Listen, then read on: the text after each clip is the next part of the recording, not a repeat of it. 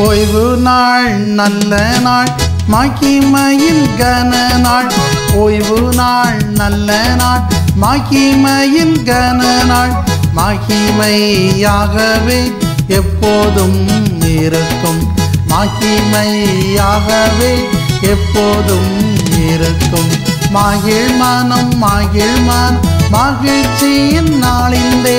மகிழ் மனம் மகிழ் மனம் மகிழ்ச்சியின் நாளிலே.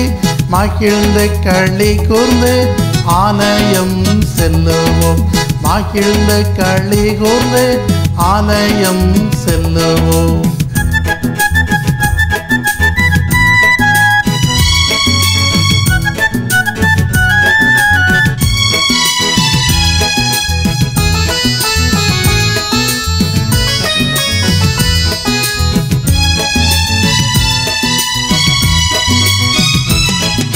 மகிழ் மனம் மகிழ் மனம் மகிழ்ச்சியின் நாளிலே. மகிழ்ந்து களி கூர்ந்து ஆலயம் செல்லுவோம். மகிழ்ந்து களி கூர்ந்து ஆலயம் செல்லுவோம். இந்த நாளிலும் நாம் ஜனவரி 1 பார்த்தபடியே கர்த்தர் நம் மத்தியில் இந்த வருடம் முழுவதும் நம் வாழ்க்கை பயணம் முழுவதும் அன்பாகவே அவர் அமர்ந்திருப்பார். ஸோ என்னுடைய வாழ்க்கையில் எங்களுடைய குடும்பத்தில் நீர் அன்பாகவே அமர்ந்துடும் இயேசு சுவாமி, அன்பாகவே எங்கள் மத்தியில் எழுந்தருளும் அப்பா அப்படின்னு சொல்லி முதலாவது நாம் தேவனிடத்தில் வேண்டிக் கொண்டு, முதலாவது தேவனிடத்தில் நாம் கெஞ்சி மன்றாடிட்டு நாம் செய்திக்குள்ளாக கடந்து செல்வோம்.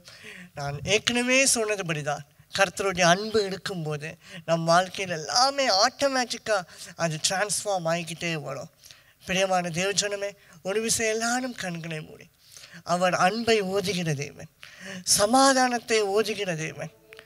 அது மாத்திரமல்ல, நமக்கு எல்லா விதமான கணங்களை, ரட்சிப்புகளை, மேன்மைகளை தம்முடைய அன்பு மூலமாய் கொடுக்கிற தேவன்.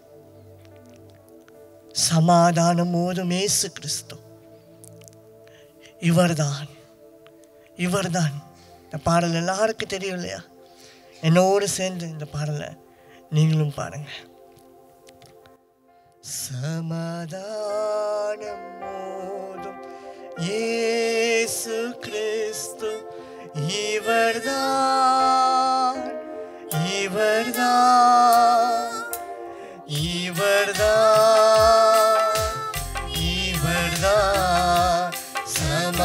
சமாதானம் ஓதும் இயேசு கிறிஸ்து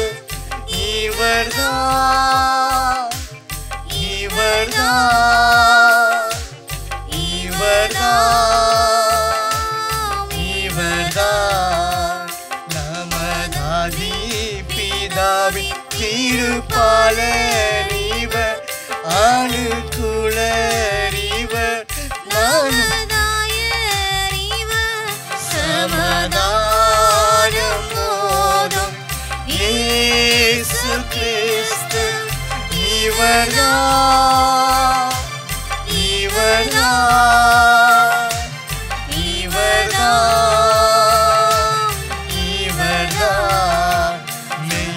மெய்யாகவுமே மேசியாவுமே நம்மை நாடினானே, கிருபை கூடினானே. மெய்யாகவுமே மேசியாவுமே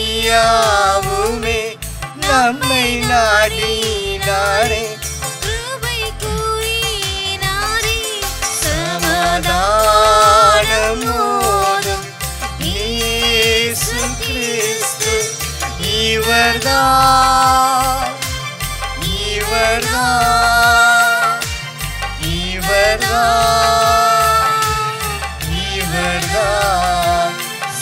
சமாதானம் ஓதும் இயேசு கிறிஸ்து இவர்தான்.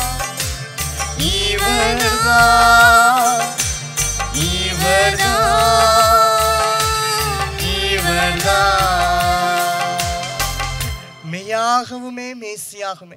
அந்த 2 லைனை மாத்திரம் திரும்பி பாடும்போது நீங்கள் அதை அறிக்கை செய்ய போகிறீங்க. From the bottom of your heart அதை நீங்கள் டெஸ்டிஃபை பண்ண போகிறீங்க. தேவஜனமே, மெய்யாகவுமே நீர் என்னுடைய மேசியா ராஜா, நீர் என்னுடைய ரட்சகர், நீர் என்னுடைய சமாதானக்காரர், நீர் எனக்கு போதுமானவர் அப்படிங்கிறத நீங்கள் இப்பொழுது அறிக்கை செய்ய போகிறீங்க. உள்ளத்தில் ஆழத்திலிருந்து அறிக்கை செய்து சமாதானமோடு மேசுவே நீங்கள் சொல்லி பாருங்களேன்.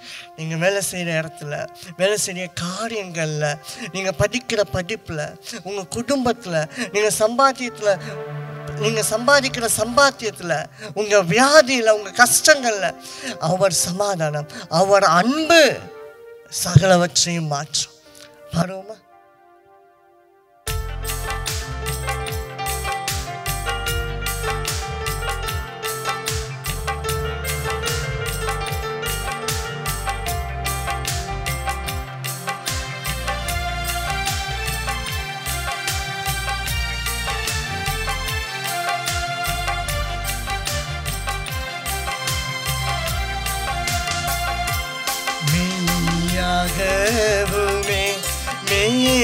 மேசியாவுமே நம்மை நாடினாரே, கிருபை கூறினாரே.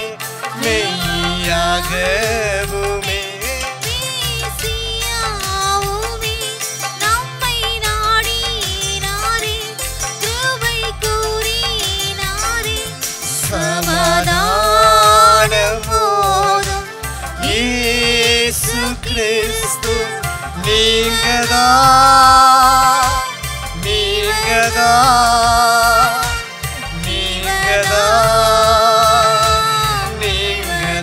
உள்ளத்தில் சமாதானமோடும் இயேசு கிறிஸ்து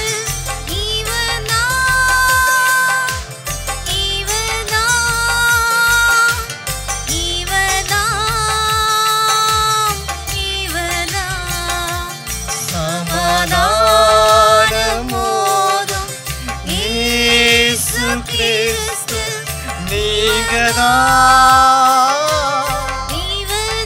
அன்பை ருசி பார்க்கும் போதே ஒரு அற்புதம்.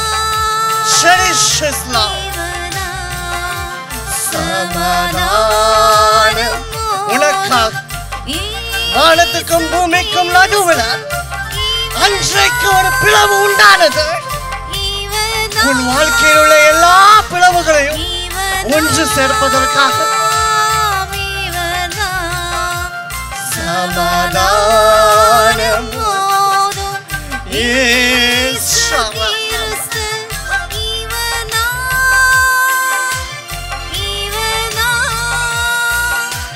நீங்கதா.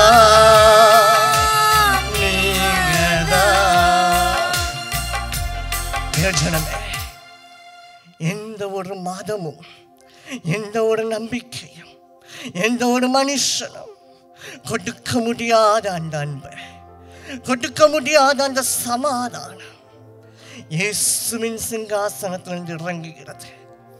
இயேசுவின் சிலுவையிலிருந்து இறங்குகிறது. No religion, no caste, no community, no belief can ever give you that love. அந்த அன்பை கொடுக்கவே முடியாது. உன்னை விட்டு பிரியாத அன்பு, உன்னை விட்டு மனம் மாறாத அன்பு, உன்னை விட்டு கொடுக்காத அன்பு. Now love which never betrays you, love which never forsakes you, love which never deceives or cheats you. Amen. அந்த அன்பை இன்னைக்கு ருசி பாருங்க.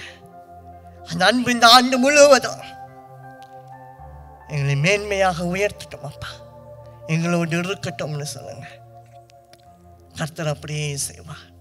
ஹல்லேலூயா. பிரியமான தேவஜனமே, இந்த 2024ஆம் ஆண்டு ஒரு புதிய வருடத்துக்குள்ளே நாம் பிரவேசித்திருக்கிறோம்.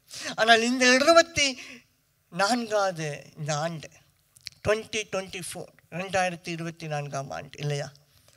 ஸோ நாம் நினைச்சபடி எல்லாம் இது ஒரு ஸ்பிரிச்சுவல் வாழ்க்கையிலையும் உலக ரீதியான வாழ்க்கையிலையும் ஒரு நல்ல ஆண்டாக இருக்குமா அப்படி என்பது ஒரு பெரிய கேள்விக்குறிதான். அன்லெஸ் அண்ட் அன்டில் நீங்கள் கர்த்தருடைய அன்பை செரிஷ் பண்ண வேண்டும், அதில் என்ஜாய் பண்ண வேண்டும். நீங்கள் you should experience it fully அப்படின்னு நீங்கள் சொல்லலாம். முழுமையாக அதை நீங்கள் ருசி பார்க்க வேண்டாம்.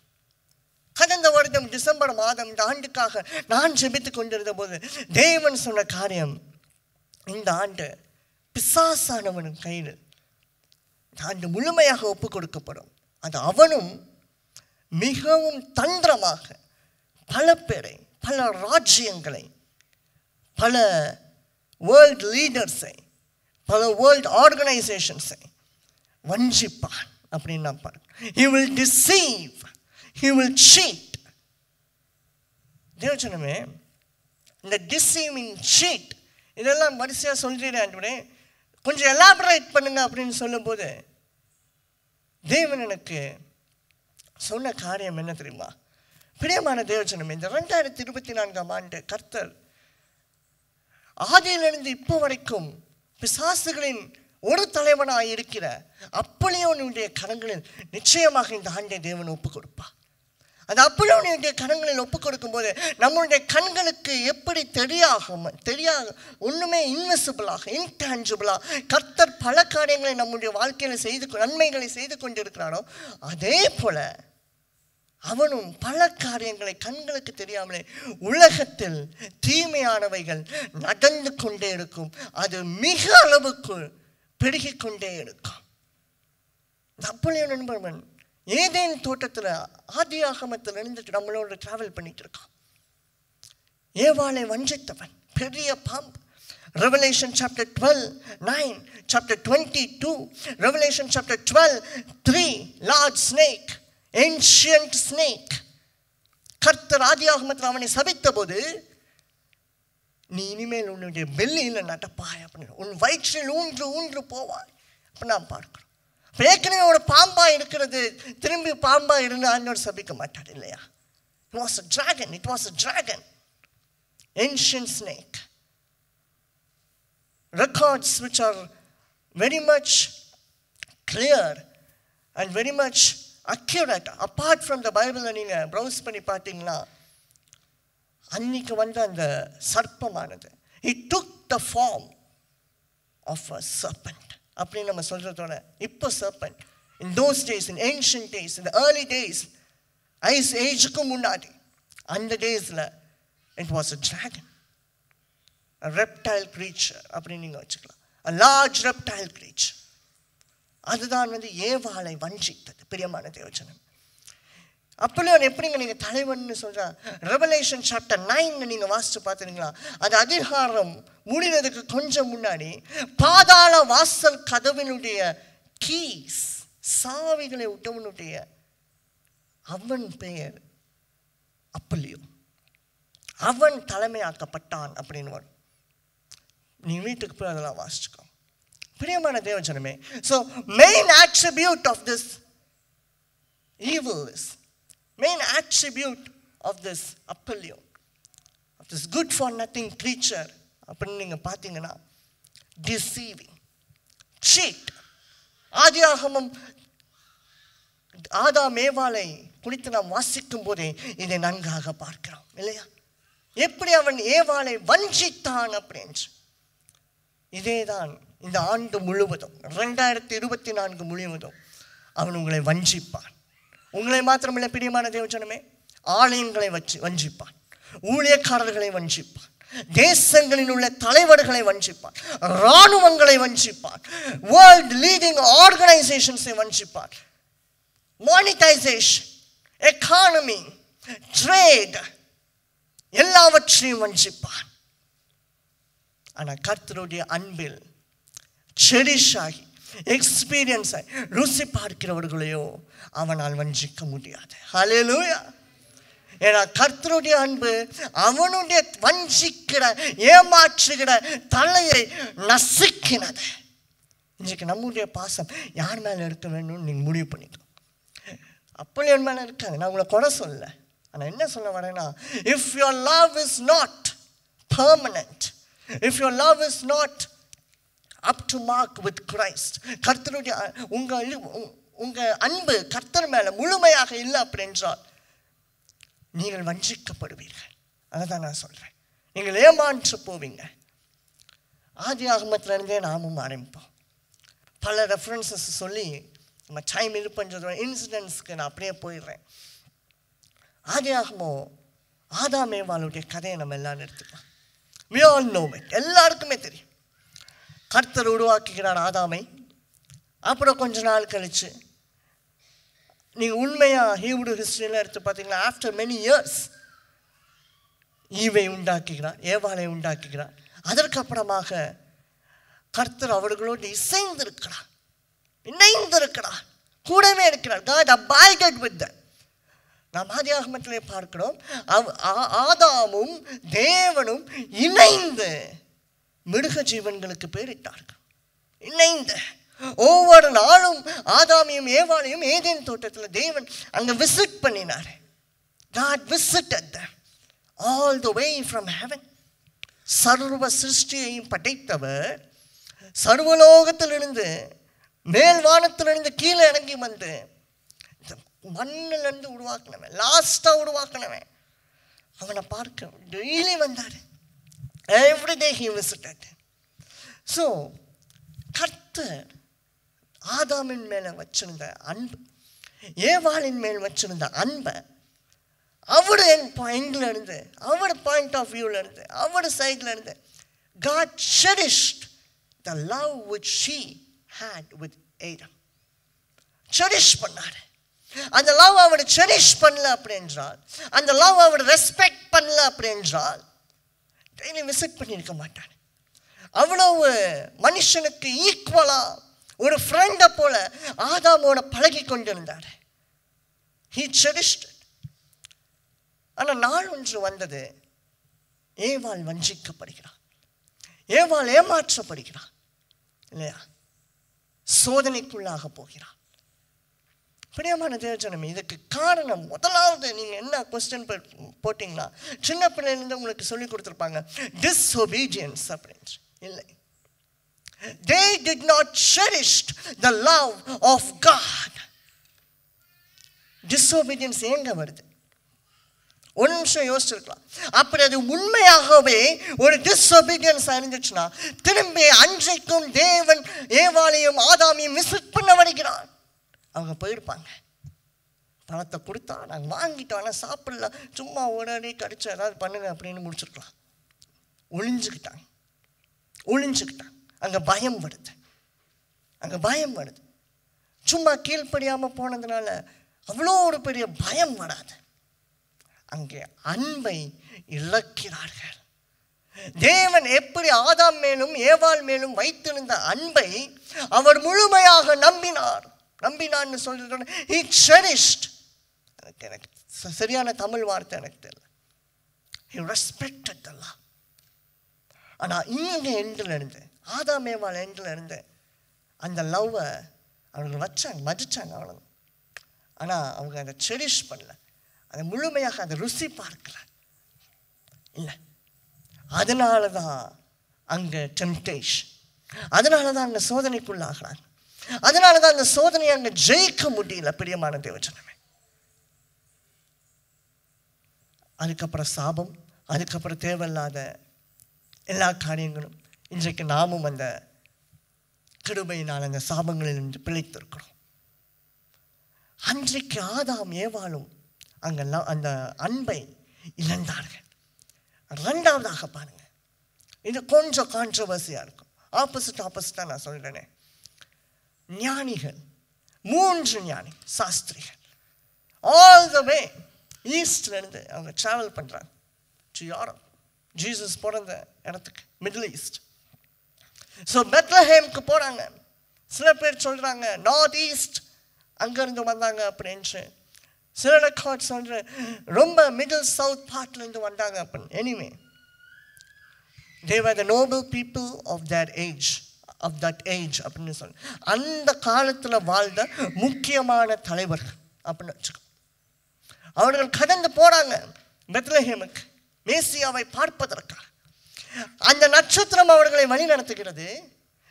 மேசியாவை பார்த்த உடனேயும் சரி, அந்த நட்சத்திரத்தை கண்டு அவர்கள் போய்த்திருக்கும் போதும் சரி, கண்டும் காண்கிறதுக்கு முன்பதாகவும் ஞானிகள் அந்த அன்பை முழுமையாக நேசித்தார்கள், முழுமையாக நம்பினார்கள், முழுமையாக ருசி பார்த்தாங்க. They cherished. பிரியமான தேவஜனமே, அந்த நட்சத்திரம் ஒரு ராஜாவின் இடத்துல தான் வழி நடத்தணும் எந்த ஒரு நம்பிக்கையும் இல்லை. அந்த நம்பிக்கை, அந்த விசுவாசம் எப்பொழுது வரும் என்றால் முழுமையான அன்பு இருக்கும் போது. அந்த பரிசுகளை ஒரு காணாத குழந்தைக்காக, ஒரு கேள்விப்படாத ஒரு குழந்தைக்காக, தூர தேசத்துல போனாதான் நிச்சயம் அந்த ஒரு குழந்தைக்காக எடுத்து செல்கிறார்கள். சும்மா பரிசு இல்லைங்க, ரிச்சஸ், கோல்ட், சில்வர், அதை தூக்கிட்டு போறாங்க.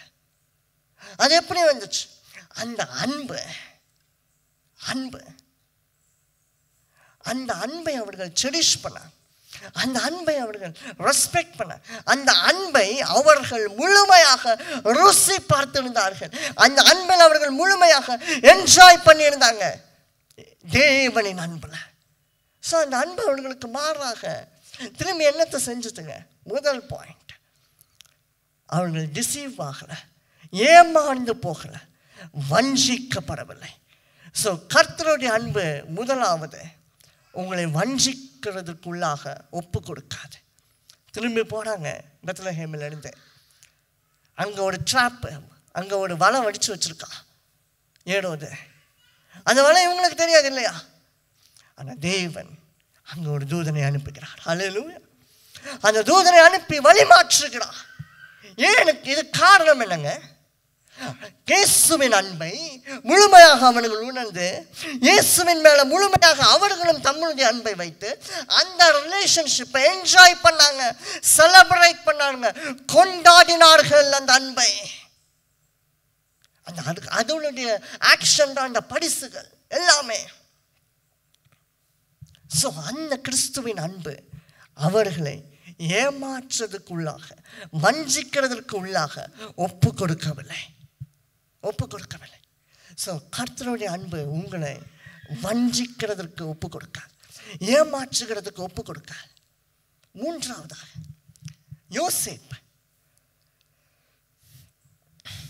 யோசேப்புடைய வாழ்க்கையில் பல காரியங்கள் நடந்தது, எல்லாமே நமக்கு தெரியும். சின்ன வயசுல இருந்து துரோகங்களை பார்த்தவன் யோசேப்பு. ஸோ அங்கேயும் நல்ல ஒரு நோபல் மேன் வீட்டில் அவன் வேலை செஞ்சுட்டு இருக்கான். இப்போ அவளுடைய மிஸ்ட்ரஸ் எஜமாட்டி அவளுடைய ஒரு தவறான ஒரு செயலுக்காக வற்புறுத்துகிறாள்னு சொல்றதால she orders, ஏன்னா she is a mistress இல்லையா அந்த காலம், she orders to do a sin. ஆனால் யோசேப்பு பாருங்க, அங்க மிகவும் சோதிக்கப்படுகிறான். ஆனால் அவனை பற்றி நீங்கள் முழுமையாக வாசித்து கொண்டு இருக்கும் போதெல்லாம் ஒரு வசனம் வந்து கொண்டே இருக்கும், மீண்டும் மீண்டும் மீண்டும். அந்த ஆதியாகமத்தில் தேவன் யோசேப்போடு இருந்தார். God was with Joseph. கடைசியாக அந்த வசனம் எப்பொழுது வரும் என்றால், பிரிசன் அவன் இருப்பான். அவன் மறந்துடுவான். யாரு? பானபாத்திரக்காரன் மறந்துடுவான். அவன் மறந்துட்டு எங்க இருக்கும்போது அங்க வசனம் வரும், and God was with Joseph. தேவன் யோசேப்புனுடனே இருந்தார். அப்படி ஏன் இருந்தாரு? God cherished the love between him and Joseph. யோசேப்புடனும் அவருடனும் இருந்த அந்த உறவை தேவன் செலிப்ரேட் பண்ணினார், கொண்டாடினார். அதற்கு மாறாக இவனுடைய எண்டிலிருந்தும் முழுமையாக தேவனை நம்பினான், முழுமையாக தேவன் மீது அன்பு வைத்தார். எல்லா கண்ணிக்கும் தப்பினான், எல்லா வேதனுடைய கண்ணிக்கும் தப்பினான். பிரியமான தேவஜனமே, ராஜாவாக அமரப்பட்டான். மனிதனுடைய அன்பு அவனை ஒரு குழியில் தள்ளினது. கர்த்தருடைய அன்போ அவனை சிங்காசனத்திற்கு உயர்த்தினது. பல பேர் ஏமாற்றுறாங்க. ஆனால் நான் இன்றைக்கு சொல்றேன், எந்த ஒரு விதத்திலையும் யோசேப்பு ஏமாந்து போகவே இல்லை.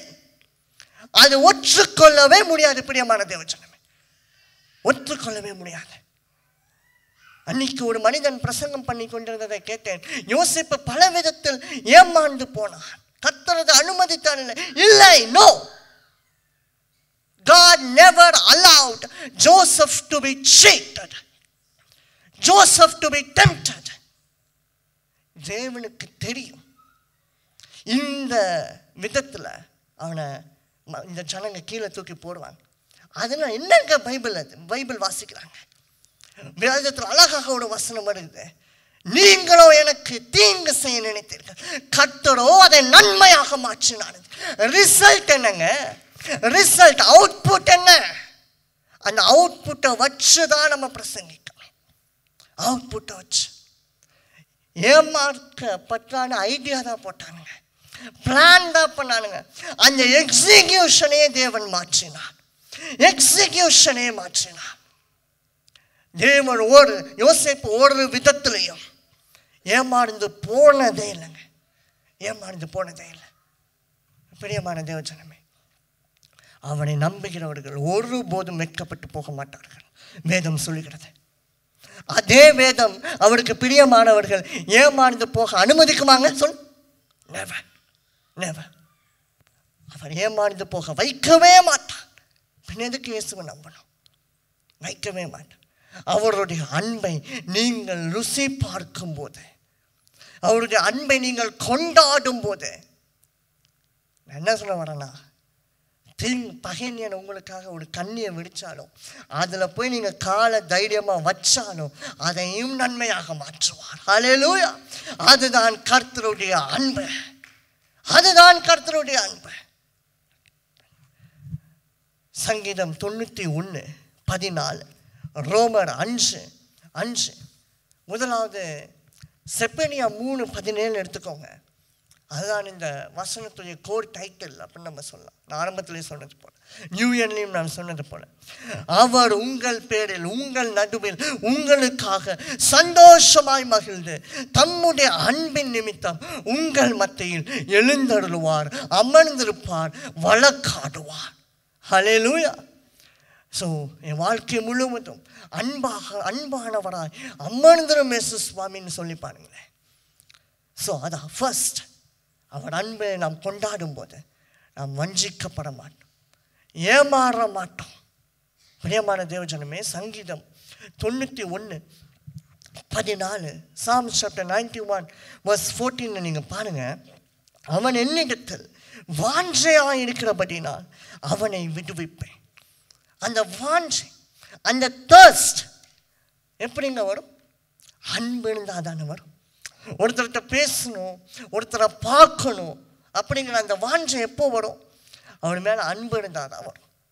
ஸோ இங்கே தாவீது சங்கீதம் 91 நம்ம எல்லாருக்குமே தெரியும் இல்லையா? ஸோ இந்த லைனை பாருங்க. அவன் என்னிடத்தில் வாஞ்சையாக இருக்கிறபடினால், ஆங்கில வேதாகமத்தில் as he loves me அப்படின்னு வருது. as he loves me I will redeem him. தமிழில் பாருங்க, அவன் என்னிடத்தில் வாஞ்சையாக இருக்கிறபடினால் அவனை விடுவிப்பேன். அதே இது ரோமர் 5:5 நாம் பார்க்கிறோம். பவுல் இவ்வாறாக எழுதுகிறான், மேலும் நமக்கு அருளப்பட்ட பரிசுத்த ஆவியினாலே தேவ அன்பு நம்முடைய இருதயங்களில் ஊற்றப்பட்டிருக்கிறபடியால், 2 காரியம், holy spirit as well as the love of God. அந்த நம்பிக்கை நம்மை ஒருபோதும் ஒரு நாளும் இட்டர்னலாக வெட்கப்படுத்தாது. ஹல்லேலூயா. வெட்கப்படுத்தாது. பரிசுத்த ஆவியானவன் நமக்குள்ள இருக்கிறான். அடுத்ததாக கர்த்தருடைய அன்பு நமக்குள்ள இருக்கும்போது அது ஒருபோதும் வெட்கப்படுத்தாது. அது ஆழமான அர்த்தம் என்ன? கர்த்தருடைய அன்பு இருந்தால் மட்டும் பார்த்தாங்க. கர்த்தருடைய அன்பை நம்மளுடைய எண்ணிலிருந்து கொண்டாட வேண்டும். ஒவ்வொரு நாளும் அதை அக்னாலேஜ் பண்ண வேண்டும். தேவஜனமே, ஆதாம் ஏவாள் நம்மளுடைய முதல் தாயும் தகப்பனும் அதை இழந்தார்கள். ஆனால் ஞானியர்கள் ஏமாந்து போகவில்லை. ஏனென்றால் கர்த்தருடைய அன்பு அவர்களுக்குள்ள இருந்தது. அந்த அன்பை அவர்கள் ருசி பார்த்தார்கள், கொண்டாடினார்கள். யோசேப்பு அதை இழக்கவில்லை. என்னென்றால் அவனும் அதை தான் செஞ்சான்.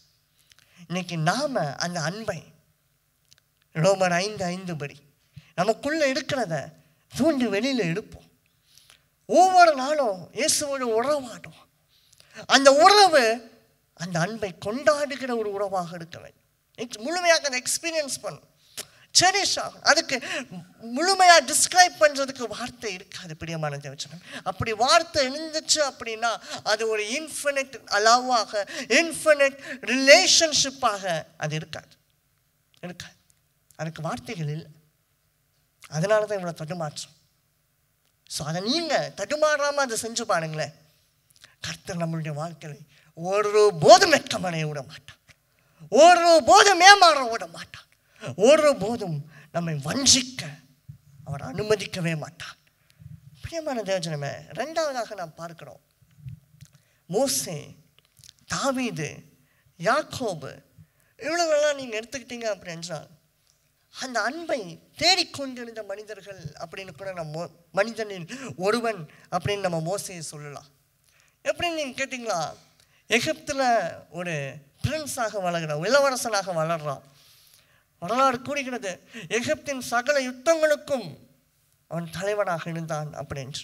He was the prince of war அப்படின்னு நம்ம பார்க்குறோம். ஆனால் அப்படிப்பட்ட ஒரு மனிதன் உள்ளத்தில் ஆழத்தில் இருந்து ஒரு அன்பை தேடிக்கொண்டிருந்தான். ஆமாம், அன்பு.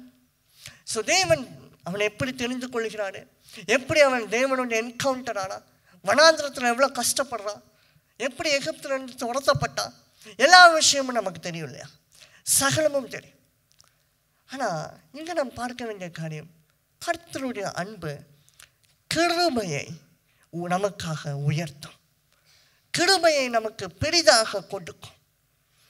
மோசே ஒரு கொலைகாரங்க, மோசே ஒரு புறஜாதி, அதே நேரத்தில் மோசே ஒரு அறியாமைன்னு கூட நம்ம சொல்லலாம். இங்கிட்ட அங்கிட்டான்னு ஒரு கிளியர் மைண்ட் இல்லாதவன், ஒரு ஸ்டாமரர், ஒரு திக்குவாய். ஆனால் தேவன் அவனை தெரிந்து கொள்கிறான், அவன் மேலே மிகவும் அன்பாய் வைக்கிறான். அதே போல் ஆரோனை நீங்கள் எடுத்துக்கோங்களேன், பல பேரத்தில் பல விமர்சனங்கள் வரும், பல பேச்சு நடக்கும். தேவன் மோசேனை கூட கொஞ்சம் முகம் சுழிச்சாரு, ஆனால் ஆரோனு அந்த ஸ்டாச்சுவை சிலையவே செய்கிறான் சினாய் மலைக்கில். ஆனால் அவனை ஒன்றும் செய்யலையே அப்படின்னு. கிருபை, கிருபை. ஸோ கர்த்தருடைய அன்பு இன்னைக்கு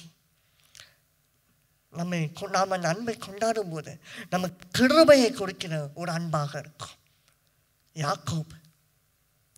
யாக்கோபு செஞ்சதெல்லாம் பெரிய தப்பு, என்னை கேட்டால் அப்படி தான் சொல்லுவேன். எனக்கு மிகவும் பிடித்த மனிதன் வேதாகமத்தில் அவனும் யாக்கோபு தான். ஆனால் தேவன் அவனுடைய வாழ்க்கையில் முழுவதும் நீங்கள் வாசிங்க, எங்கேயுமே நீ செஞ்சது தப்புனே வந்திருக்க, எங்கேயுமே நோ. நீ ஏன் இப்படி செஞ்சன்னு அந்த தப்பை கேட்டிருக்கவும் மாட்டார், ஞாபகப்படுத்திருக்கவும் மாட்டார். இல்லை, உடனே கிளம்பி போயிட்டான் வீட்டை விட்டு, வனாந்திரத்தில் இருக்கலாம், எல்லாத்தையும் உறிஞ்சிட்டாங்க, தலையில் ஒரு கல். ஆனால் அப்போ கூட பாருங்க, கர்த்தர் யாக்கோபுக்கு தம்முடைய மேன்மையை காட்டி அவனை உற்சாகப்படுத்துகிறார், தேவதூதர்களை காட்டி அவனை உற்சாகப்படுத்துகிறாரே தவிர நீ தப்பு செஞ்ச, நீ ஏமாத்திட்ட, நீ ஓடி வந்தன்னு அவனை அங்கே உட்காந்துட்டு டிப்ரெஷனுக்கு ஆளாக்கல. இல்லை, அவருடைய கிருபை, ஹல்லேலூயா. அவன் தப்பிச்சு போனது அந்த அன்பை நினச்சி, அந்த அன்பு என்னோடு இருக்குது அப்படின்னு ஓடி போனான். அப்படின்னா அவன் நினச்ச போகலனா திரும்பி வரும்போது தம்முடைய மனைவிகளையும் மறுமனை ஆட்டிகளையும் பார்த்தவன் கூறுகிறாள், உங்கள் தகப்பனை பல முறை ஏமாத்தினானுங்க, 1 2 100 தடவை இந்த ஆளுன்னு ஏமாத்தலாம். ஆனால் என்னுடைய தகப்பனுடைய தேவன் என்னோடு இல்லாவிட்டால் நான் இவ்வளோ ஒரு பெரிய ஜாதியாக மாறி இருக்க முடியாது. அந்த அன்பு அவனோடு இருந்தது, அந்த அன்பு அவனுக்கு கிருபையை கொடுத்தது. சங்கீதம் 5:11 பாருங்க, உம்முடைய நாமத்தை நேசிக்கிறவர்கள் உம்மில் நித்தியமாக, நீங்கள் அதில் என்ன வார்த்தை வேணாலும் போட்டுக்கலாம், களி கூறுவார்களாக. அதே மாதிரி சங்கீதம் 89:24-28 நீங்கள் பாருங்க, என் கிருபையும் அவனோடு இருக்கும், என் நாமத்தினால் அவன் கொம்பு உயரும். பிரியமான தேவஜனமே, 28ஆம் வசனத்தில் பாருங்க, என் கிருபை என்றென்றைக்கும் அவனுக்காக காப்பேன். ஆங்கில வேதாகமத்தில் பல வார்த்தைகள் இன்னும் எலாபரேட்டடாக இருக்குது, மிகவும் அழகாக இருக்குது. இதே மெசேஜ் நான் தெலுங்குல கொடுத்துருப்பேன், நீங்கள் அதை போய் கூட ஃப்ரீயாக இருந்தால் வீட்டில் கேட்கலாம். என்னுடைய கிருபையை நான் எப்பொழுதும் அவனுக்காக காப்பேன். எப்பொழுது? அவன் என் முந்தின வசனத்துக்கு வாசித்தபடி, அவன் 5ஆம் அதிகாரத்தில் அவன் என் நாமத்தை நேசித்தபடியா. தேவஜனமே, யாக்கோபு தன்னுடைய வீட்டை விட்டு செஞ்சது ஒரே காரணம் தான். அந்த காரணம் எல்லாருக்குமே நமக்கு தெரியும். ஆனால் எப்படிங்க தைரியமாக செஞ்சான் அப்படின்னா அதுக்கு ஒரே ஆன்சர் தான். ஆபிரகாமின் தேவனுடைய நாமத்தை அவன் நேசித்தான். அந்த நேசித்ததினால் நம்பினான், நம்பினதினால் விசுவாசித்தான். He loved the God of Abraham and so he believed the God of Abraham. He believed the God of Abraham and so he had hope on the God of Abraham. நம்ம சொல்லிட்டே போகலாம். ஸோ ரெண்டாவதாக, கர்த்தருடைய அன்பை நாம் கொண்டாடும் போது நமக்கு கிருபை பெருகும். அந்த கிருபை பெருகும் போது உலகத்தில் வாழ்கிற நம்மளுடைய சக மனிதர்கள் மத்தியில், உங்கள் அலுவலகத்தில் நீங்கள் எங்கெல்லாம் போறீங்களோ அங்கே உங்களுக்கு கண்களில் தயவு கிடைக்கும். ஹல்லேலூயா. ஈசா அங்கே முடிவு எடுக்கிறான். மகனுங்களை அனுப்புனதுக்கு முன்னாடி முடிவு எடுக்கிறான், எப்போ என் கையில் காட்டாலும் என் கையினால் நான் அவளை கொல்லுவேன் அப்படி. இந்த கோபத்தை நம்ம வாசிக்கும் போதே பார்க்கிறோம். ஆனால் இங்கே ஒருத்தர் அன்பை கொண்டாடி கொண்டிருக்கிறார். எங்கே? யாப்போக்கின் ஆற்றங்கரையில். ஹல்லேலூயா. யாப்போக்கின் ஆற்றங்கரையில் யாக்கோபு தேவனுடைய அன்பை கொண்டாடி கொண்டிருக்கிறார். யாராவது ஸ்ட்ரேஞ்சரை பிடிச்சி, தெரியாதவனை பிடிச்சி என் கூட இடுன்னு சொல்லிட்டு இருப்போமா? சொல்ல மாட்டோம். நல்லா தெரிஞ்சவங்க, நம்ம யாரோட கம்ஃபர்டபுளாக இருக்கிறோமோ, யாருடைய உறவை நம்ம நல்லா ருசி பார்த்து கொண்டாடி, யார் மேலே நம்ம அன்பு அதிகமாக வச்சுருக்கிறோம், அவங்கள தான் இருங்கன்னு சொல்லிக்கிட்டே இருப்போம். அதுதான் அங்கே யாப்போக்கின் ஆற்றங்கரையில் யாக்கோபு செய்து கொண்டிருந்தான். தேவ புருஷனை இயேசுவை அவன் வற்புறுத்தினான் தம்மோடு இருப்பதற்கு. It is an action of cherishing God's love. அது கர்த்தருடைய அன்பை கொண்டாடுகிற ஒரு விதம் வச்சுக்கலாம். ஆனால் அடுத்த மறுநாளே ஈசாக்கு வருகிறான். யாக்கோபை பார்க்க ஈசா comes to visit Jacob. தமிழில் ஏசான்னு வரும். ஆனால் நீங்கள் பாருங்களேன், அவன் வேதம் சொல்லுகிறது, when the two men saw each other, இரண்டு புருஷர்கள் பார்த்தபோது they smiled. Amplified Bible இன்னும் அழகாக elaborated-ஆ இருக்கும். பல மூல பாஷைகளை நீங்கள் எடுத்து பார்த்தீங்கன்னா, ஓடி வந்து they hugged each other and kissed each other. நடக்கிறதுக்கு ஒரு பாயிண்ட் கூட அங்கே சாத்தியமே இல்லைங்க. ஆனால் சாத்தியமாக்க வச்சது கர்த்தருடைய அன்பு. கர்த்தருடைய அன்பு மாறாதது. ஆனால் உன்னையும் உனக்கானவைகளையும் அது நித்தியமாக மாற்றும். யாக்கோபு பயப்படலாம். அந்த பயத்தை நம்மளே பார்க்குறோம். முன்னாடி கிஃப்ட்ஸ் வைக்கலாம், அப்படியே பின்னாடி தள்ளுறான் குழந்தைங்கள, மனைவிகளை. அது பண்ணிடுவானோ, இதெல்லாம் எடுத்துகிட்டு போயிடு, என்னை விட்டுரு பயம் தாண்டவம் ஆடிக்கொண்டு இருக்கிறது. ஆனால் முந்தின நாளே அந்த அன்பை அவன் கொண்டாடிட்டாங்க. அந்த அன்பு அவனுக்கு அங்கே ஒரு கிருபையை தந்தது. அவனுக்காக சங்கீதம் 89:28 என் கிருபை என்றென்றைக்கும் அவனுக்காக காப்பேன், என் உடன்படிக்கை அவனுக்காக உறுதிப்படுத்தப்படும். ஆமென். என்ன உடன்படிக்கைங்க? ஆபிரகாமுக்கு செய்த உடன்படிக்கை. உன்னையும் உன் பிள்ளைகளையும் காப்பேன், உன்னையும் உன் பிள்ளைகளும் என்னுடைய ஜாதியா நான் ஆசீர்வதிப்பேன்.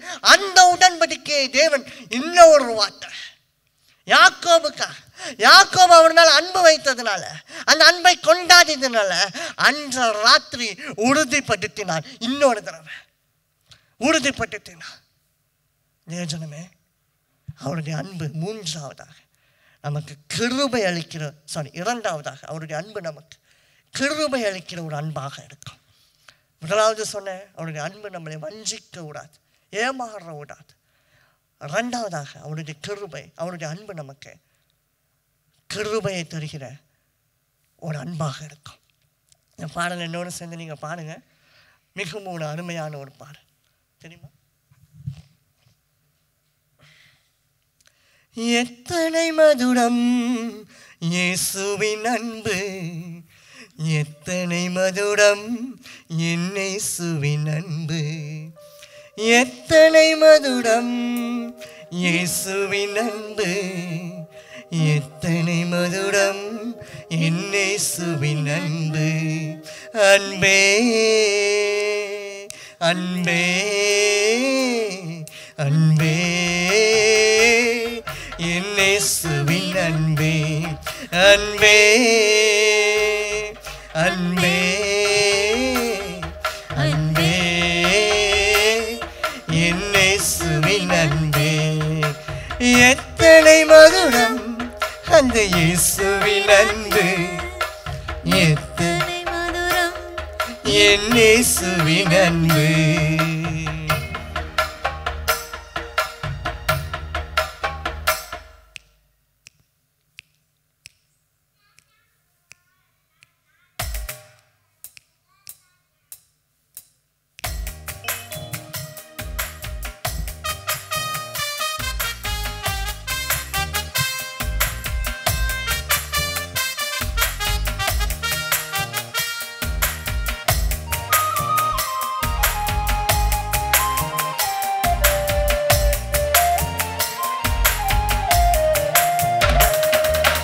அந்தகார வல்லமைகள் சூழ்ந்து கொள்கையில் இயேசுவின் அன்பை நான் அறியவில்லையே. அந்தகார வல்லமைகள் சூழ்ந்து கொள்கையில் இயேசுவின் அன்பை நான் உணரவில்லையே. விடுதலையாக்கும் உங்க அன்பினாலே, என்னை விடுதலையாக்கும் உங்க அன்பினாலே. எத்தனை மதுரம் இயேசுவின் அன்பு, எத்தனை மதுரம் என் இயேசுவின் அன்பு, எத்தனை மதுரம் இயேசுவின் அன்பு, எத்தனை மதுரம் இயேசுவின் அன்பு. அன்பே அன்பே அன்பே என் இயேசுவின் அன்பே, அன்பே அன்பே அன்பே என் இயேசுவின் அன்பே.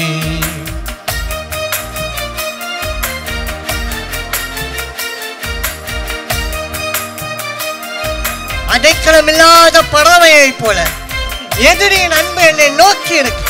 நம்ம இப்ப பார்த்த யோசேப்புக்கு இந்த ஸ்டான்ஸாவை அப்படியே நீங்க ஒப்பிடலாம்.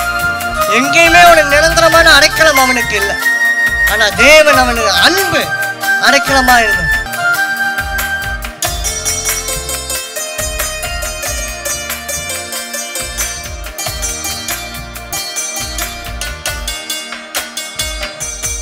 அடைக்கலம் இல்லாத பறவையை போல எதிரியின் அன்பு என்னை நோக்கி இருக்க. அடைக்கலம் இல்லாத பறவையை போல எதிரியின் அன்பு என்னை நோக்கி இருக்க. விடுதலையாக்கும் உங்க அன்பினாலே, என்னை விடுதலையாக்கும் உங்க வார்த்தையினாலே. விடுதலையாக்கும் உங்க அன்பினாலே, என்னை விடுதலையாக்கும் உங்க வார்த்தையினாலே. அன்பே அன்பே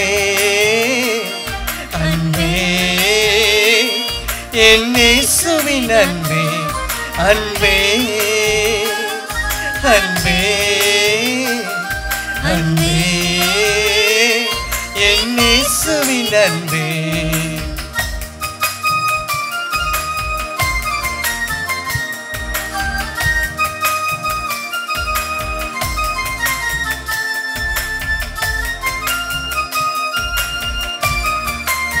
எத்தனை மதுரம் இயேசுவின் அன்பு.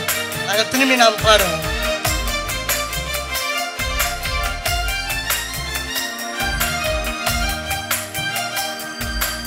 எத்தனை மதுரம் இயேசுவின் அன்பு, எத்தனை மதுரம் என் இயேசுவின் அன்பு. உங்களை சொல்லி, எத்தனை மதுரம் எனக்கு இயேசுவின் அன்பு, எத்தனை மதுரம் எங்க இயேசுவின் அன்பு. அன்பே அன்பே அன்பே என் இயேசுவின் அன்பே, அன்பே அன்பே அன்பே என் இயேசுவின் அன்பே. ஆமென். அவருடைய மதுரத்திற்கு ஒரு அளவே இல்லைங்க. அவருடைய அன்பு அத்தனை பெருசு. மூன்றாவதாக, கர்த்தருடைய அன்பு நம்மை ரட்சிக்கிற ஒரு அன்பாக இருக்கும், நம்மளை விடுதலையாக்குகிற ஒரு அன்பாக இருக்கும். யோவான் 3:16, John chapter 3 verse 16, எல்லாருக்கும் தெரிந்த வசனம். உலகத்தை இவ்வளவாய் மிகவும் அப்படியாக எப்படினாலும் நீங்க அங்க போட்டுக்கலாம், நேசித்தபடியாக தம்முடைய ஒரே பேரான குமாரனை மறைப்பதற்காக, மனிதனுடைய எல்லா கசப்புகளையும் ருசி பார்ப்பதற்காக, மனிதனை போலவே சகலவற்றிலும் சோதிக்கப்படுவதற்காக அனுப்பினார் தம்முடைய ஒரே பேரான குமாரனை. மனுஷன் வாழுவதற்காக தேவன் தம்முடைய ஒரே பேரான குமாரனை விசுவாசிக்கிறவன் எவனோ அவன் வெட்கப்பட்டு போகாமல், கெட்டு போகாமல், சபிக்கப்பட்டு போகாமல், ஆக்கினை தீர்ப்புக்குள்ளாக போகாமல் நித்திய ஜீவனை அடையும்படிக்கு அவரை தந்துருளி இவ்வளவாய் உலகத்தில் அன்பு கூர்ந்தார். தேவஜனமே, God's love is giving and redemption. இயேசு இந்த உலகத்தில் வாழ்ந்தபோது நிறைய கண்களை திறந்திருப்பார் இல்லையா? நிறைய பிளைண்ட் பீப்புளை ஹீல் பண்ணியிருப்பார். அதில் குறிப்பிட்டு பார்க்க ஒருத்தர் தான்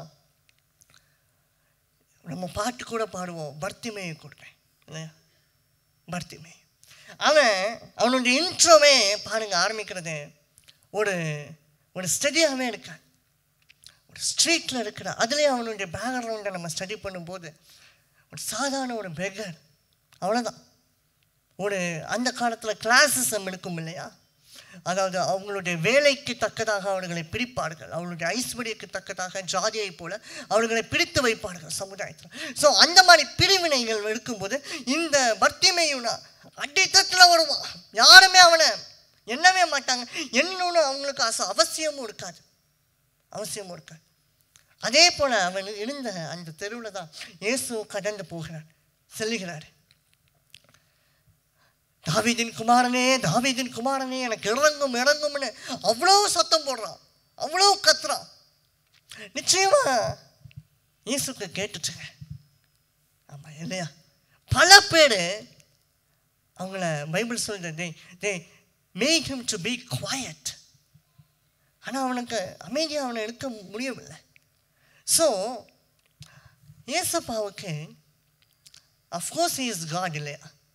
தெரிஞ்சிருக்கும் இந்த பர்த்திமேனு கொடுத்து அந்த தெருவில் இருக்கிறானே, he knows the future. ஆனால் அந்த இன்சிடெண்ட்டை மட்டும் வச்சு குறுக்கதான் ஒரு தாட்டு போடுவோமே.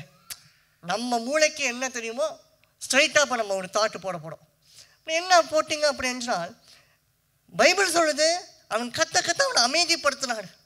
கூட்டம் வேணும் அழமோதுது, அப்படியே எல்லாம் அமைதியாக போயிருப்பாங்க. அவன் சொல்ல கசன்னு பேசிட்டு தள்ளுன்ட்டு போயிட்டு இருக்கும்.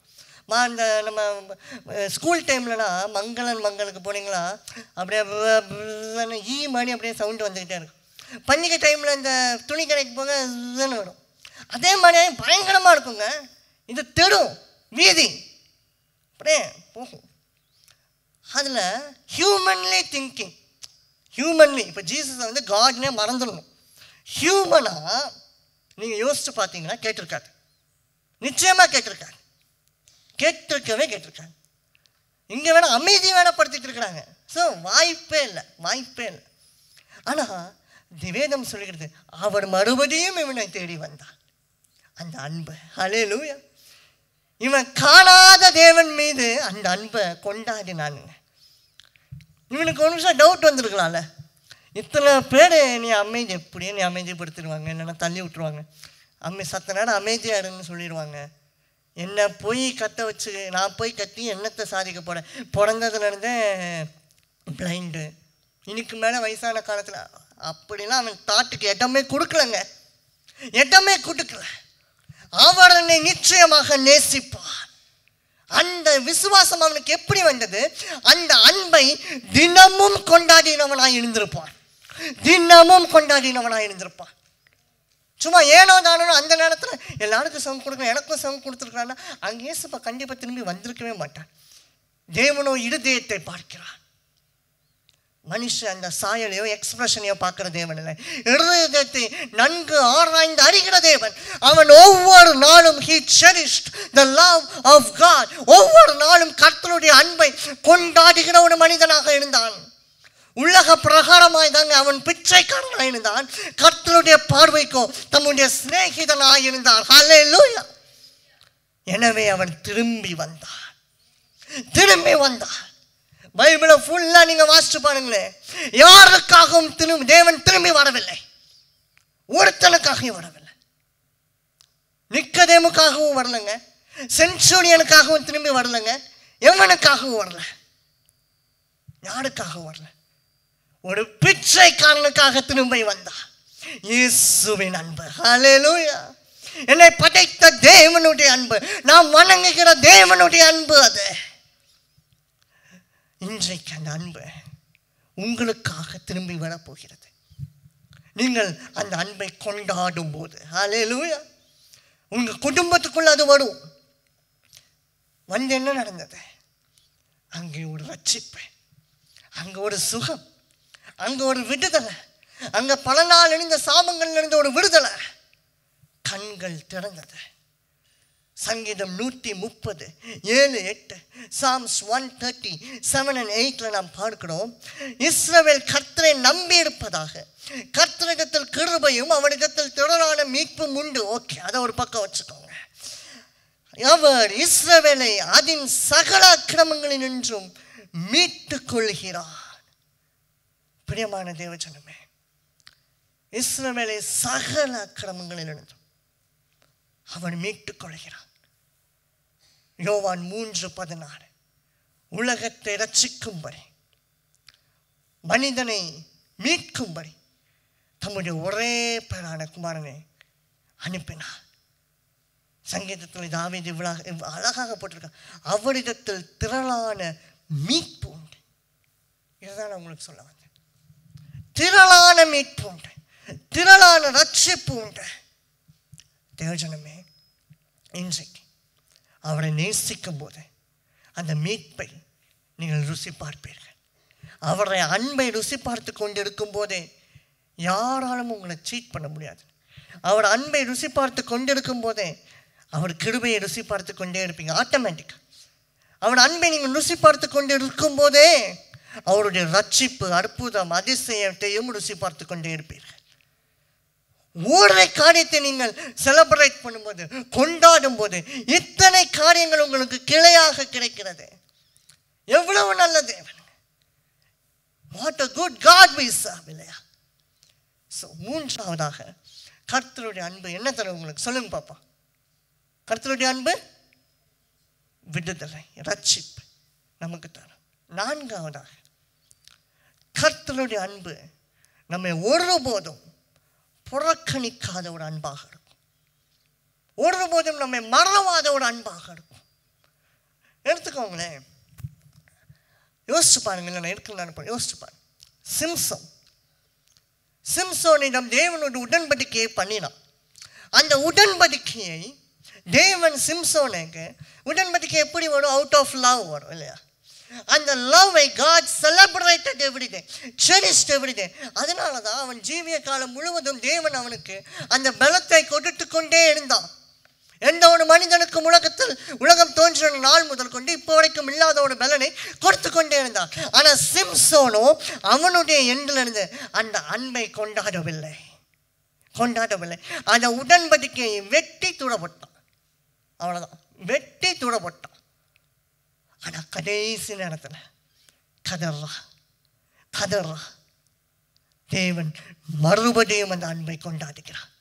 இவனுடைய பாயிண்ட்ல இருந்து அந்த அன்பை கொண்டாட ஆரம்பிக்கிறான்.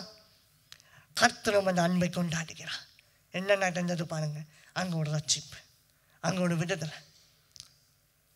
ஒருபோதும் அந்த அன்பு உங்களை புறக்கணிக்காதுங்க.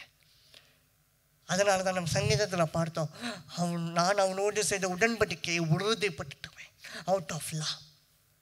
அடுத்ததாக பாருங்களேன், இயேசு கிறிஸ்து மரித்த போது கூடையும் மரித்த அந்த கல்வன், அந்த சின்னர், அந்த கிரிமினல், அவனும் பாருங்க மரண தருவாயில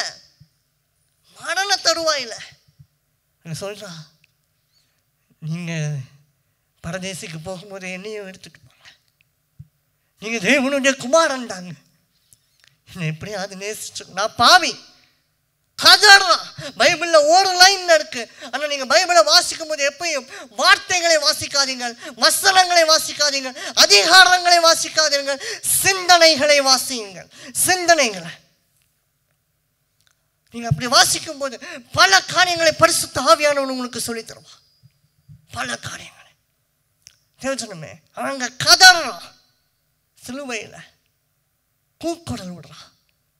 ஆனா கர்த்தருடைய அன்பு அவனை ரட்சித்தது. அது மாத்திரமல்ல, அவனை மீட்டது, அவனை சோதனைக்குள்ளாக ஒப்பு கொடுக்கல. இப்போ நம்ம பார்த்து கொண்டிருக்கிறபடி கர்த்தருடைய அன்பு அவனை பிட்ரை பண்ணல. கர்த்தருடைய அன்பு அவனை விட்டு விலகல. கர்த்தருடைய அன்பு அவனுக்கு துரோகம் செய்யவில்லை. ஹல்லேலூயா. மரண தடுவாயில தேவனுடைய அன்பை ருசி பார்த்து ரட்சிக்கப்பட்டவன் தான் அந்த திருடன். இன்னொன்று எடுத்துக்கோமே, ப்ராஸ்டிடியூட், பாவியான ஸ்திரீ இல்லையா? பாவியான ஸ்திரீயை பிடிச்சிட்டு வராங்க.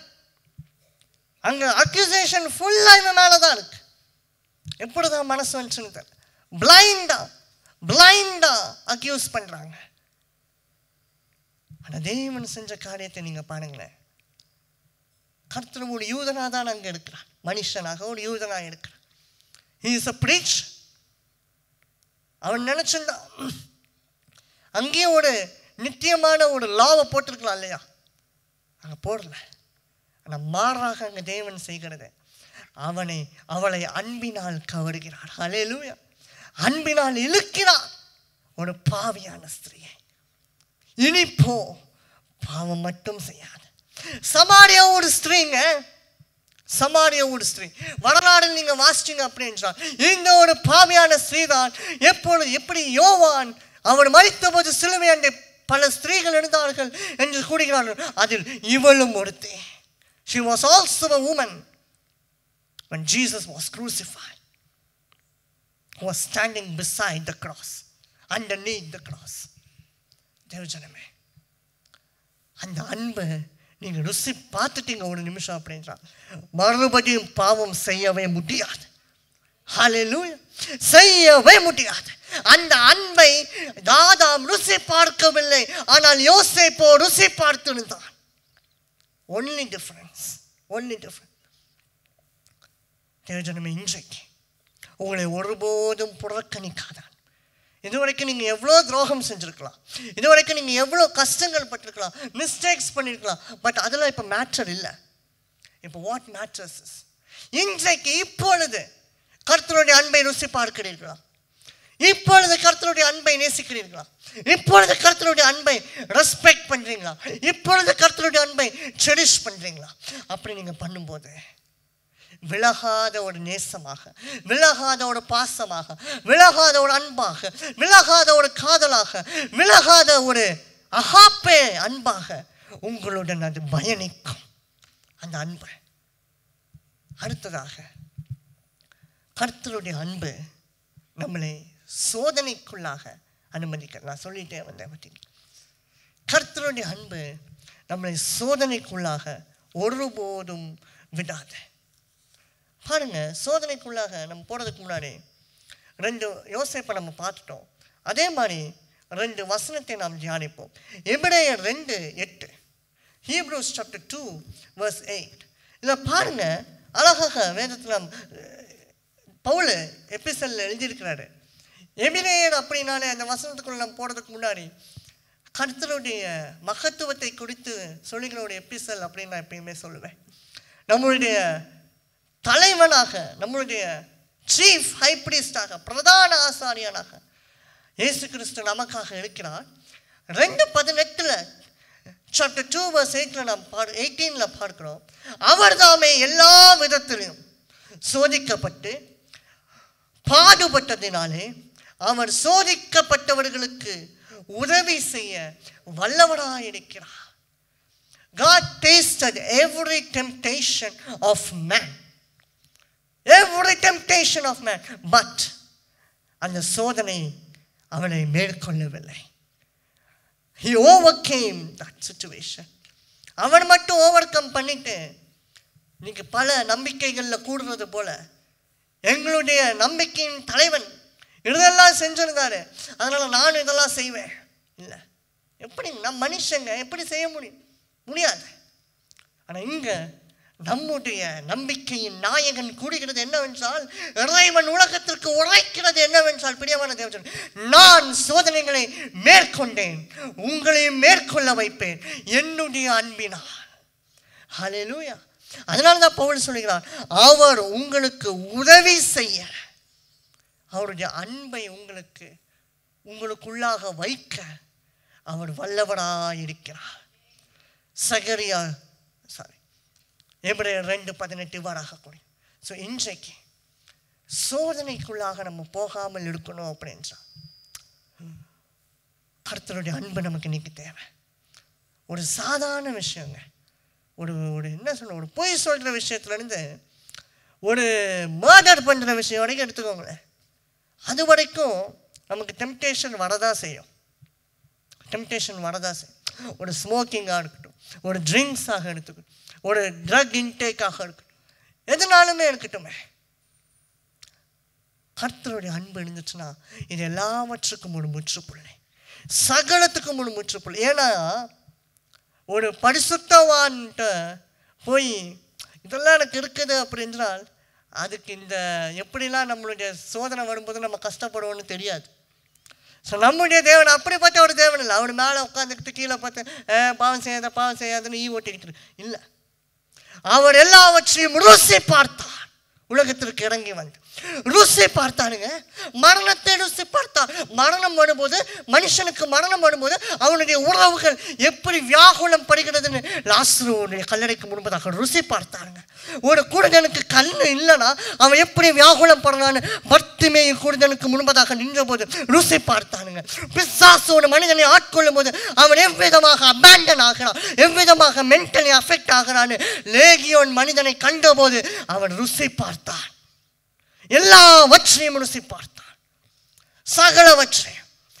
பாவத்துக்குள்ளாக மனுஷன் முதலாவது அன்பின் பாவத்தை நேசித்து சிச்சுவேஷன்னால, காசு இல்லாமையினால போகிறான். ஆனால் அதனுடைய விளைவு என்னன்னு மனுஷனாகவே வந்த பாவியான ஸ்திரீக்கு முன்பதாக நின்று ருசி பார்த்தான். எல்லாவற்றையும் ருசி பார்த்தான்.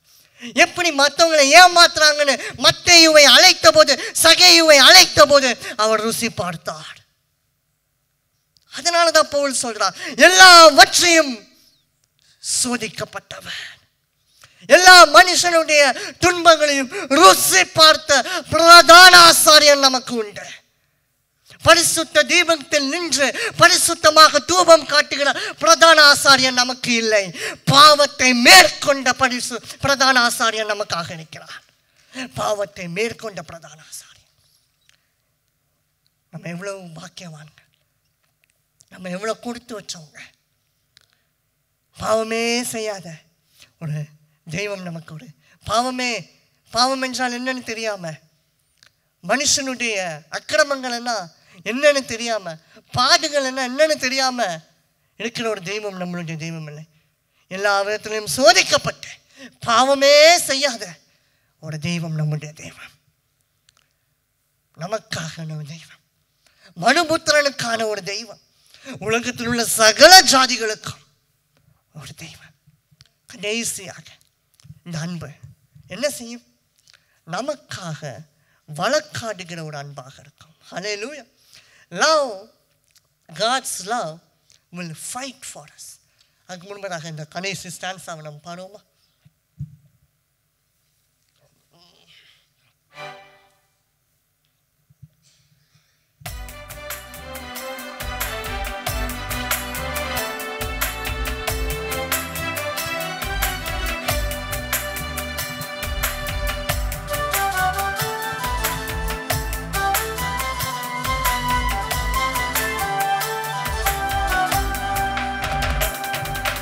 பாவத்தையே கண்ணீர் போல் பருகி வந்தே, மன்னித்து ரட்சித்து வாழ வைத்திரே.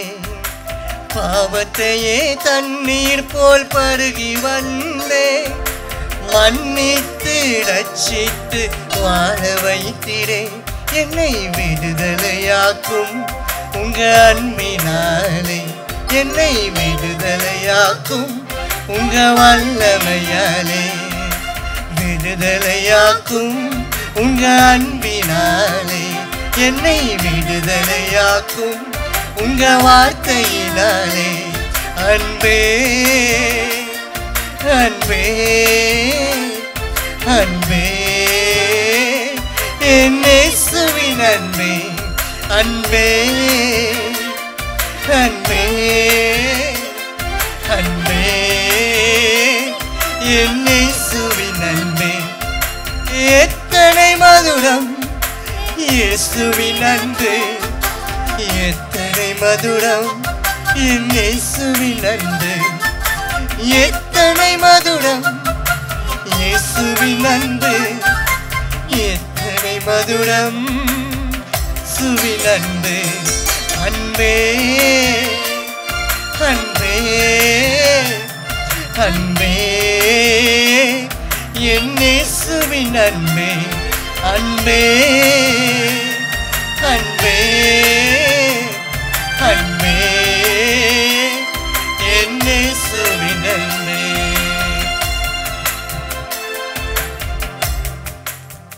கூடிய சீக்கிரத்தில் இந்த பாடல்கள் ரெக்கார்ட் ஆனது எல்லாமே நம்மளுடைய மினிஸ்ட்ரி ஆஃப் ஜீசஸ் யூடியூப் சேனலில் வரும். அதை கேட்டு நீங்கள் மகிழுங்க. ஸோ லாஸ்டாக கர்த்தருடைய அன்பு நம்மளுடைய எதிரிகளை மடங்கடிக்கிற ஒரு அன்பாக இருக்கும். ஆபிரகாமை நீங்கள் எடுத்துக்கோங்க. ஆதியாகமத்தில் ஆபிரகாம் ராஜா கர்த்தருடைய வார்த்தைக்கு கீழ்ப்படிந்து, அவன் மேல் அன்பு வைத்ததினால் அவனுக்கு கீழ்ப்படிந்து, அவன் மேல் அன்பு வைத்ததினால் அவன் மேல் விசுவாசத்தை வைத்து பயணத்தை ஆரம்பிக்கிறான். இப்படி ஒவ்வொரு பயணங்களை போகும்போது ஒரு கண்ட்ரிக்கு அவன் வரான். And that country was ruled by King Abimelech. Abimelech ராஜா அந்த தேசத்தை ஆண்டு கொண்டு வருகிறான். ஸோ அந்த காலத்து ராஜாக்கள் எல்லாம் என்ன பண்ணுவாங்க அப்படின்னு நமக்கு தெரியும். அழகான ஸ்திரீகள், பெண்கள், தங்களுடைய கண்களுக்கு பிடித்தமான பெண்கள், ஸ்திரீகள் இருந்தால் உடனடியாக அவர்களை தங்களுக்கு அழைத்து விடுவார்கள். அது ஒரு கொடுமையான ஒரு செயல் இல்லையா? ஸோ ஆபிரகாமும் அந்த சுச்சுவேஷனுக்காக அங்கே பயப்படுறான். பயந்து அவன் என்னென்ன கிரிமினல் பிளான்ஸ் எல்லாம் போடுவான்னு நமக்கு தெரியும். நம்ம அணிஞ்சிருக்கிறோம், வாசிச்சிருக்கிறோம் இல்லையா? ஸோ அவனுக்கு அவன் சைடில் இருந்து அங்கே அருமையான ஒரு பிளான் இருக்கு. ஆனால் தேவனும் ஆபிரகாமின் மேல் மிகவும் அன்பாக இருக்கிறான். தாவீது மேலே சிநேகிதன், யாக்கோபின் மீது அன்பாக இருந்தான், ஆபிரகாம் மீது அன்பாக இருந்தான். ஆபிரகாம் ஒவ்வொரு சமயமும் வானங்களுக்கு நேராக தன்னுடைய கண்களை ஏறெடுத்து அந்த அன்பை கொண்டாடினானுங்க. அதனால தான் அந்த உறவு உண்டானது. அதனால தான் தேவன் ஆபிரகாமோடு தொடர்ந்து ஒரு சிநேகிதனுடன் பேசிக்கொண்டிருந்தது போல பேசிக்கொண்டே இருந்தான். அந்த அன்பு இல்லை என்றால் யோசித்து பாருங்க.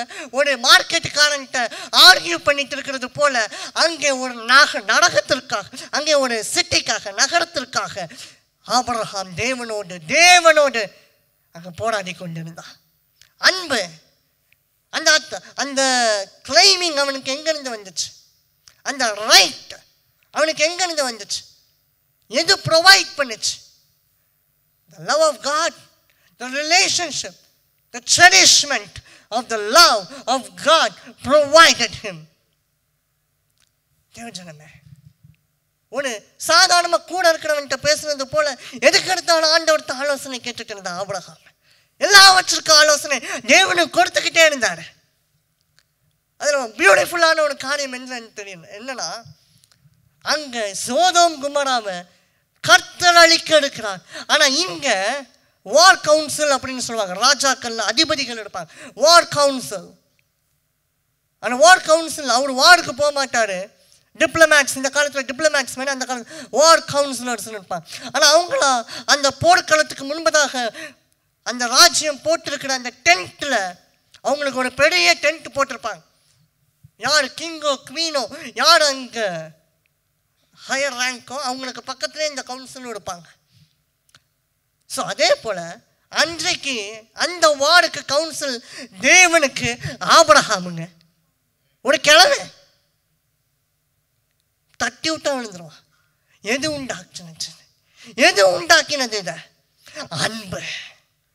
அந்த அன்பு ஆபிரகாமின் தகப்பன் என்ன வேலை செஞ்சான்னு நம்ம ஹிஸ்டரியில் பார்க்கணும். சிலை செய்கிறதுல அன்பு வைத்திருந்தவன் ஆபிரகாமினுடைய தகப்பன். அந்த அன்பு தான் அவனுக்கு அந்த சிலை செய்யும் போது அந்த வைராக்கியத்தை கொடுத்தது, அந்த வெறித்தனத்தை ஃபெனாட்டிசம் கொடுத்துச்சு. ஆனால் அதே அவனுடைய மகனோ உயிருள்ள தேவனிடம் அன்பை வைத்தான், தேசங்களை சுதந்திரித்தான், ஜாதிகளை உருவாக்கினான், ஆசீர்வாதங்களை சுதந்திரித்தான். தேவஜனமே, ஸோ அந்த ரிலேஷன்ஷிப் இப்போ பாருங்க இவனுக்காக என்ன செய்ய போகுதுன்னு. அபிமெலேக்கு ராஜா சாராளை கூப்பிட்டு வச்சுக்கணும். எங்கள் சகோதரிலாம் சொல்லி வச்சிருக்க காரியத்தை குழப்பி விட்டு, சுத்தமாக குழப்பி விட்டான். பயம் பயம். ஆனால் அந்த ராத்திரியை வேதம் சொல்கிறது, தேவன் கனவுல அபிமெலேக்கு பயங்கரத்தை உண்டாக்கினான். God warned Abimelech the very night. அங்கே த்ரெட்டன் பண்ணிக்கிறார் அபிமெலேக்கு. அவன் என் பிள்ளை கையை வச்சனா தொலைச்சிருவேன்ட்டார். அந்த ராத்திரி அடுத்த நாளே அபிமெலேக்கு வேக வேகமாக கூப்பிட்டு, என்ன காரியத்தை நீ பண்ணி வச்சிருக்கேன்னு, இருக்கிற எல்லாத்தையும் எடுத்துட்டு போ போ. அவ்வளோதான். நைட்டு நேரத்தில் அவனுக்கு தூக்கம் வந்து என்ன பண்ணானே தெரியலங்க. கர்த்தருடைய பயங்கரம் அவனுக்கு உண்டானது. எதனால? அந்த அன்பினால. Hallelujah. So God's love will fight for you. Hallelujah. உங்களுக்காக கர்த்தருடைய அன்பு யுத்தம் செய்யும். எசேக்கியாவின் மீது கர்த்தருடைய அன்பு இருந்துச்சுங்க. நான் வரிசையாக சொல்கிறேன் பாருங்களேன்.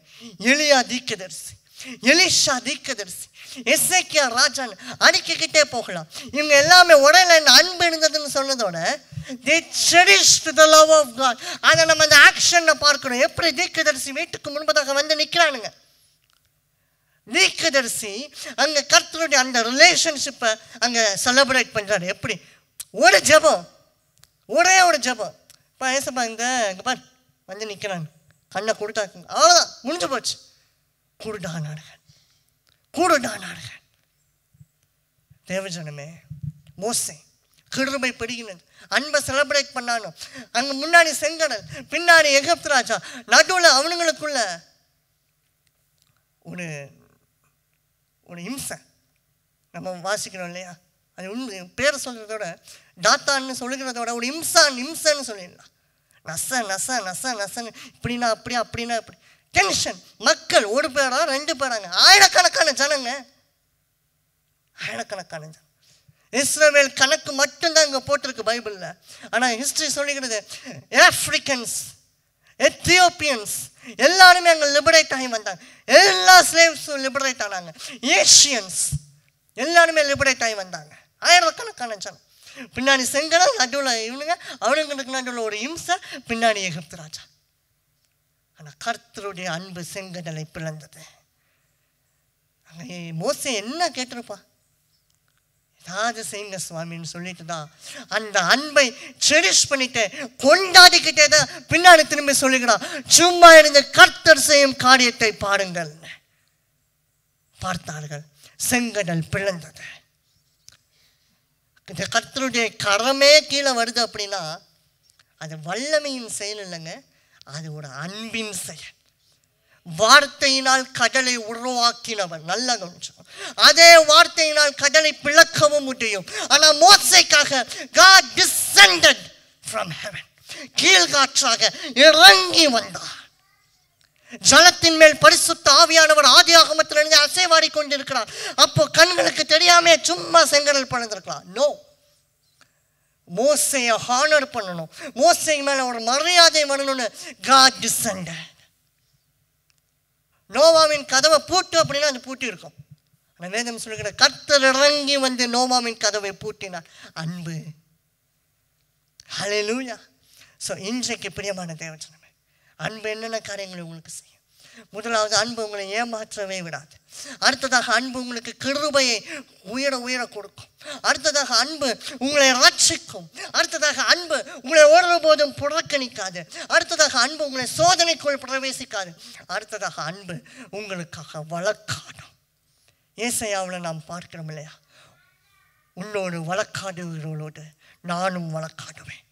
I will fight against those who fight against you.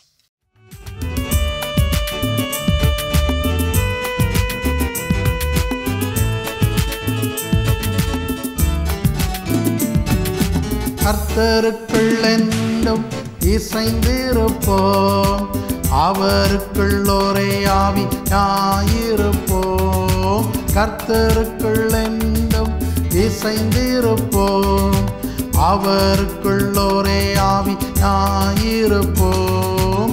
ஆவியினாலும் சரீரத்தினாலும் மகிமை செலுத்திடுவோம்.